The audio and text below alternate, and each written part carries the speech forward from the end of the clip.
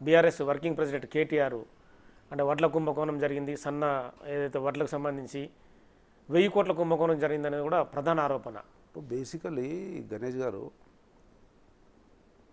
కేటీఆర్ 10 సంవత్సరాలు మంత్రిగా ఉన్నాడు. అడ్మినిస్ట్రేటివ్ ఎక్స్పీరియన్స్ ఉండి కూడా ఆ రకంగా మాట్లాడేది లేకుండే. బరాబర్ ఏదైనా మాట్లాడితే ప్రతిపక్ష నాయకుడిగా మాట్లాడడం వల్ల తప్పు లేదు, వాస్తవాలను బయటకు తీయాలి తప్పు లేదు. ఆడ జరిగిన ట్రాన్సాక్షన్ ఏంది, నువ్వు చెప్తున్న కుంభకోణం ఏంది?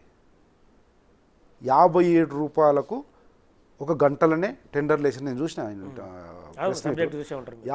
రూపాయలకు వేసిండ్రు, 57 ఒకరేసిర్రు, 56 రూపాయల 90 పైసలు ఒకరేసిర్రు, 56 రూపాయల 80 పైసలు ఒకరేసిర్రు. అందరూ కూర్చొని మాట్లాడుకున్నారు, చేసిర్రు. అది అక్కడే స్కామ్ జరిగిందంట, అక్కడనే జరిగింది. మార్కెట్లో మాత్రం 42 రూపాయలులా దొరుకుతుంది అని నేను ఈరోజు బిగ్ టీవీ ద్వారా ఛాలెంజ్ చేస్తున్నా, మీరే ఇది బయట పెట్టండి.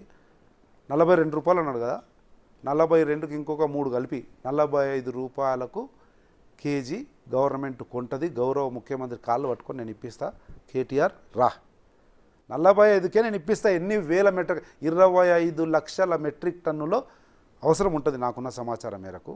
25 లక్షలు 35 లక్షలు అన్నిటికీ నేను ముఖ్యమంత్రితో మాట్లాడి civil supply minister Uttam Reddy గారితో మాట్లాడి నేను ఇప్పిస్తా, ఆర్డర్ రమ్మన్. ఆయననే కదా ఇంతకు.